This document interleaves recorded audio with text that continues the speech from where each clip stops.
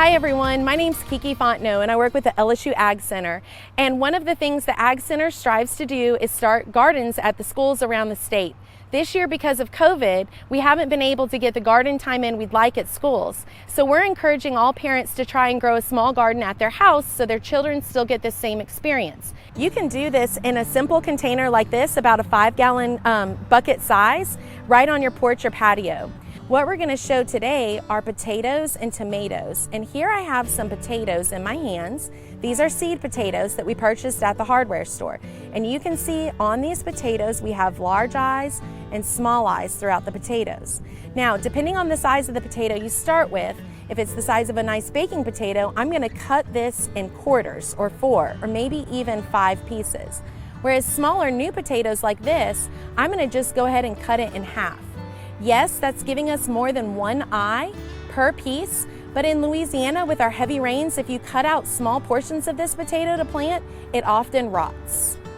So once we have our potatoes cut, which I have done already here, generally we're going to want to cut these potatoes about a day before we plant to allow the edges to harden off.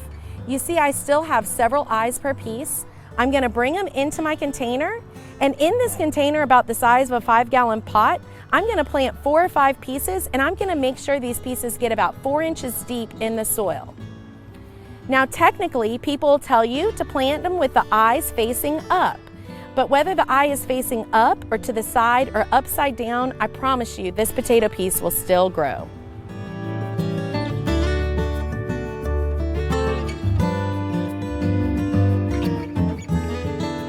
Within 1 hour of planting, you always want to water your edible crops, whether they're potatoes or others.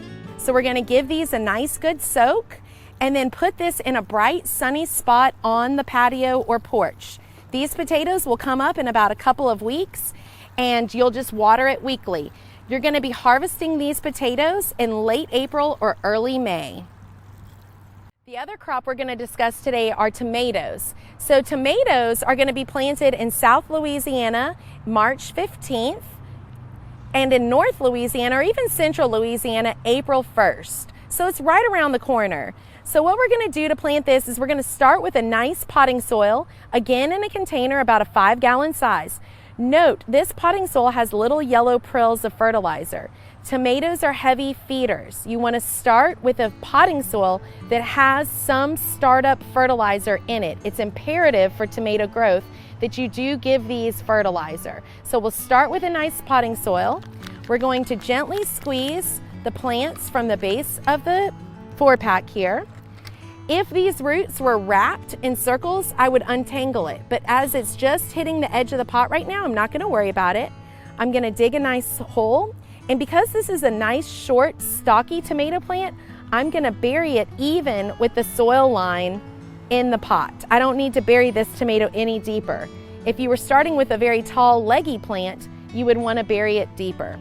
Then, as always, with every edible plant we plant, we always water it within 1 hour of planting it. This helps seal in any air pockets in the soil and prevents water from wicking away from the plant into the soil around it. Just like the potatoes, we're going to move this pot to the sunniest area we have on our patio or our porch. Once this tomato starts growing, as you see here, we're going to look for different things on this plant to keep it healthy. If we come in deep and close into the plant, you're going to see suckers forming, like right here. We're going to pinch off or remove all of these little suckers forming below the first flower cluster. The next thing we're going to look for as we're pinching off all our suckers is finding those first flower blooms. And if you look really close, you're going to see initial flowers starting to develop.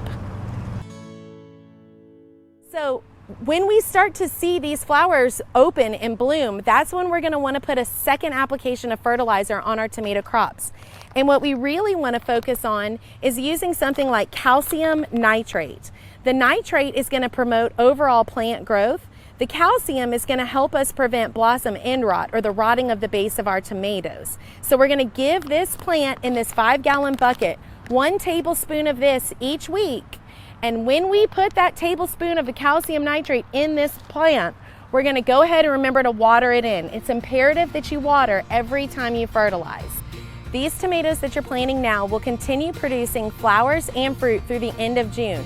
So you'll be harvesting these tomatoes at the same time that you're harvesting the potatoes that we also planted on this segment. We really hope that you guys enjoy French fries and ketchup or baked potatoes and fresh grown tomatoes right from your home garden, because we want to encourage all of our Louisiana school children to continue growing gardens at home.